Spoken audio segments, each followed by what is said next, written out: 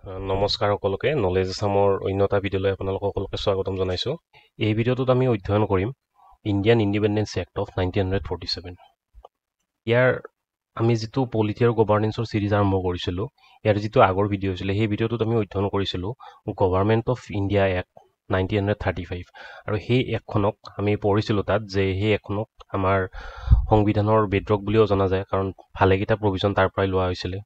তাৰ পৰৱৰ্তী সময়ছোৱাত আমাৰ ভাৰতবৰ্ষৰ স্বাধীনতাৰ যিটো সপোন আছিল সেই সপোনটো বাস্তৱিত কৰাৰ দিশত ভালেকেইটামান ফেক্টৰে কেটালিষ্ট হিচাপত ভূমিকা গ্ৰহণ কৰিছিল।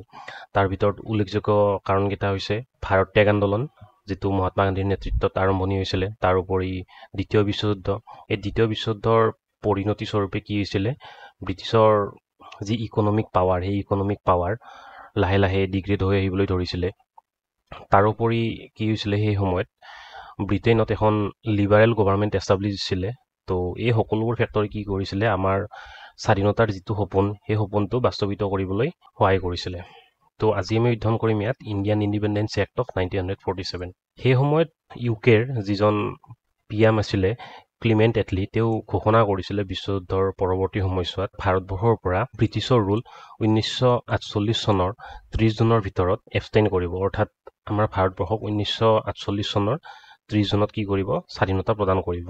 যেতিয়া এই ঘোষণাটো ক্লিমেণ্ট এটলিয়ে কৰিলে, তাৰ পৰৱৰ্তী সময়ত কি কৰিলে, মুছলিম লীগে তেওঁলোকৰ গ্ৰিভিয়েঞ্চেছ প্ৰকাশ কৰিব ধৰিলে। কাৰণ তেওঁলোকে, আমি আগতে পাইছোঁৱে বা ইতিহাসৰ ক্লাছত আমি ভালকৈ অধ্যয়ন কৰিম যে তেওঁলোকে এখন কি কৰিছিলে, তেওঁলোকৰ এখন মুছলিম প্ৰধান কাউণ্ট্ৰি পাকিস্তান এষ্টাব্লিছৰ কাৰণে ভাৰতবৰ্ষৰ পৰা কাটি আনি তেওঁলোকে বিভিন্ন ধৰণে সংগ্ৰাম চলাই আহিছিলে।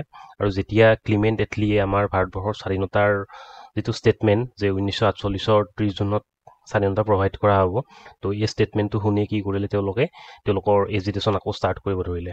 তাৰপিছত 1947 চনৰ 3 জুনত ব্ৰিটিছ গভাৰ্ণমেণ্টে এটা ডিক্লাৰেশ্যন দিছিলে। এই ডিক্লাৰেশ্যনটো আছিল এনেকুৱা ধৰণৰ যে আমাৰ ভাৰতবৰ্ষত ব্ৰিটিছৰ গমনৰ পিছত কনষ্টিটিউশ্যন অনুসৰি শাসন কাৰ্য সম্পাদিত হ'ব। সেই কনষ্টিটিউশ্যনখন ফ্ৰেম কৰিবৰ কাৰণে যিখন কনষ্টিটিউশ্যন এছেম্বলি গঠন কৰা হ'ব, এই এছেম্বলিখনে যিখন ড্ৰাফ্ট ফৰ্মুলেট কৰিব, সেই কনষ্টিটিউশ্যনখন কি হ'ব, সমগ্ৰ ভাৰতবৰ্ষৰ কাৰণে এপ্লাইড নহ'ব। অৰ্থাৎ আমি সকলোৱে জানো যে সেই সময়ত ভাৰতবৰ্ষত বিভিন্ন ধৰণৰ প্ৰিন্সলি ষ্টেটো হৈছিলে। তো ইয়াৰ দ্বাৰা এইটো ক'বলৈ বিচৰা হৈছিলে যে কনষ্টিটিউশ্যন এছেম্বলিয়ে যিখন কনষ্টিটিউশ্যন ফ্ৰেম কৰিব, সেইখন সমগ্ৰ ভাৰতবৰ্ষতে, বিশেষকৈ প্ৰিন্সলি ষ্টেটসমূহত এপ্লাই নহ'ব। তাৰপিছত কি কৰা হৈছিলে, মুছলিম লীগৰ যি এজিটেশ্যন আছিলে সেইটো ডিল কৰিবৰ কাৰণে সেই সময়ত আমাৰ ভাৰতবৰ্ষৰ যিগৰাকী ভাইচৰয় হৈছিলে লৰ্ড মাউণ্ট বেটেন, তেওঁ এটা প্লেন সকলোৰে আগত দাঙি ধৰিছিলে, আৰু এইটোক আমি সকলোৱে মাউণ্ট বেটেন প্লেন বুলি জানো। এই প্লেনটো অনুসৰি আমাৰ ভাৰতবৰ্ষত মুছলিমসকলৰ যিটো ডিমাণ্ড, এখন মুছলিম প্ৰধান কাউণ্ট্ৰি পাকিস্তান এষ্টাব্লিছ কৰাৰ, সেই ডিমাণ্ডটো ফুলফিল কৰা হ'ব। তো আমি এতিয়া কি কৰিম, এই যিখন ইণ্ডিপেণ্ডেন্স এক্ট অফ 1947 তাৰ যিকেইটা মেইন প্ৰভিজন আছে, সেই প্ৰভিজনকেইটা আমি এতিয়া অধ্যয়ন কৰিম। এই এক্টখনৰ প্ৰথম প্ৰভিজনটো এইটো হৈছিলে যে এই এক্টখনৰ ফৰ্মুলেট হোৱাৰ পৰৱৰ্তী সময়ছোৱাৰ পৰা আমাৰ ভাৰতবৰ্ষত ব্ৰিটিছৰ ৰুল কমপ্লিটলি এবলিছ হ'ব। অৰ্থাৎ এতিয়াৰ পৰা আগলৈকে আমাৰ ভাৰতবৰ্ষ যিকোনো ধৰণেৰে আইদাৰ পলিটিকেলি আৰু ইকনমিকেলি ব্ৰিটিছৰ কলনি নহ'ব। অৰ্থাৎ ভাৰতবৰ্ষ এখন সম্পূৰ্ণৰূপে স্বতন্ত্ৰ ৰাজ্য হিচাপত বিশ্ববাসীৰ আগত নিজৰ অস্তিত্বটোক ইমাৰ্জ কৰিব। তদুপৰি এই এখনৰ আন এটা প্ৰভিজন আছিলে যে ই দুখন ডমিনিয়ন ষ্টেট এষ্টাব্লিছৰ কাৰণে এটা সিদ্ধান্ত গ্ৰহণ কৰিছিলে। ডমিনিয়ন ষ্টেট মানে ইণ্ডিয়া আৰু পাকিস্তান। অৰ্থাৎ আমাৰ যিখন অখণ্ড ভাৰতবৰ্ষ হৈছিলে, ভাৰতবৰ্ষখন এতিয়া দুটা ভাগত বিভক্ত হ'ব। যিখিনি মুছলিম মেজৰিটি অঞ্চল আছে সেইখিনি সামৰি এখন পাকিস্তান নামৰ নতুন কাউণ্ট্ৰি গঠন কৰা হ'ব। তদুপৰি এই এখনত কি কৰা হৈছিলে, যিসমূহ প্ৰিন্সলি ষ্টেট আছিলে সেই প্ৰিন্সলি ষ্টেটসমূহৰ আগত তিনিটা অপশ্যন দাঙি ধৰা হৈছিলে। এই অপশ্যনকেইটা এনেকুৱা ধৰণৰ হৈছিলে যে আইদাৰ তেওঁলোকে ইণ্ডিয়াৰ লগত মাৰ্জ হ'ব পাৰে বা ইণ্ডিয়াৰ সাৰ্বভৌমত্ব স্বীকাৰ কৰি ল'ব পাৰে, নহ'লে তেওঁলোকে পাকিস্তানৰ লগত মাৰ্জ হ'ব পাৰে, আৰু নহ'লে তেওঁলোকে স্বতন্ত্ৰ ৰাজ্য হিচাপতে নিজৰ অস্তিত্ব বৰ্তাই ৰাখিব পাৰে। এইটো তেওঁলোকক এটা অপশ্যন দিয়া হৈছিলে। তদুপৰি এই এখনে কি কৰিছিলে, যিটো ভাইচৰয় পদবী, যিহেতু এতিয়াৰ পৰা পৰৱৰ্তী সময়ছোৱাত আমাৰ ভাৰতবৰ্ষ এখন কমপ্লিটলি ইণ্ডিপেণ্ডেণ্ট কাউণ্ট্ৰি হ'ব, তো সেয়ে কি কৰা হৈছিলে, এই ভাইচৰয় পদবীটো বৰখাস্ত কৰি দিয়া হৈছিলে।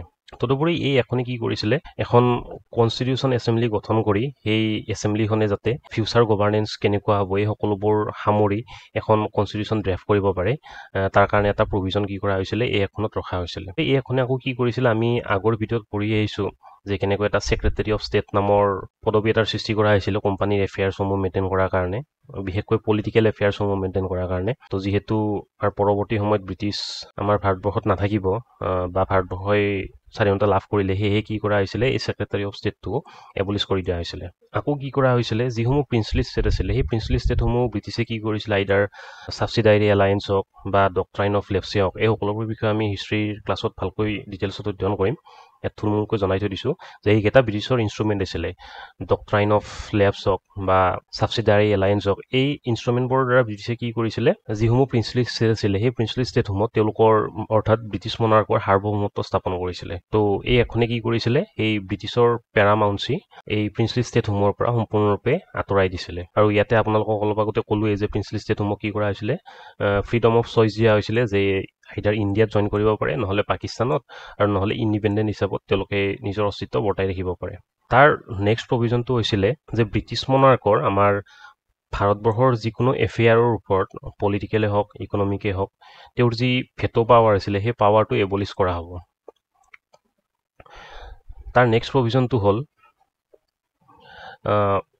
ভাইচৰয়ৰ সলনি যেতিয়ালৈকে আমাৰ ভাৰতবৰ্ষত কনষ্টিটিউশ্যন এছেম্বলি গঠন হৈ নেক্সট গভাৰ্নেন্সৰ প্ৰভিজনসমূহ এডপ্ট কৰা নহয়, তো তেতিয়ালৈকে কি কৰা যাব, এটা গভৰ্ণৰ জেনেৰেল বুলি পদবী সৃষ্টি কৰা হ'ব। আৰু এই গভৰ্ণৰ জেনেৰেল কি হ'ব, আমাৰ ভাৰতবৰ্ষ আৰু পাকিস্তানৰ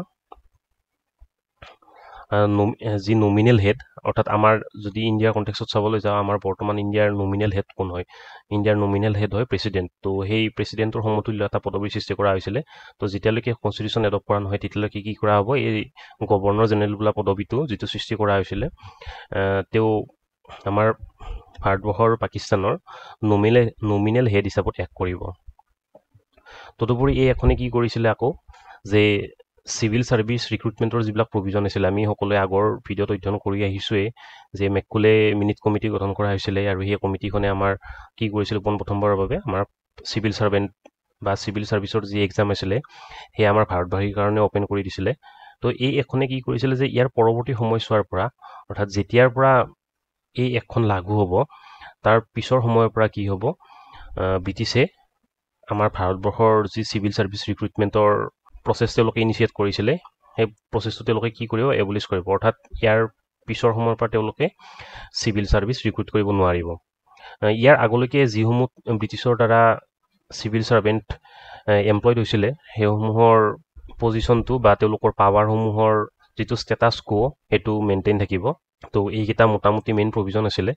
তো বিভিন্ন ধৰণৰ এক্সামৰ পাৰ্চপেক্টিভৰ পৰা এইকেইটা খুবেই ইম্পৰ্টেণ্ট হয়। বিশেষকৈ আমি যদি APSC মেইনছৰ কথা ক'বলৈ যাওঁ, কেতিয়াবা ডাইৰেক্ট ষ্ট্ৰেইট ফৰৱাৰ্ড কুৱেশ্যন আগতে অহা দেখা গৈছে। তো সেয়ে আপোনালোকে এইটো জনাটো খুবেই প্ৰয়োজনীয়। তো এতিয়া আপোনালোকলৈ এটা কুৱেশ্যন দিব বিচাৰিছোঁ যে চাইমন কমিশ্যন কিমান চনত গঠন কৰা হৈছিলে। অপশ্যনকেইটা হৈছে 1935, 1927, 45।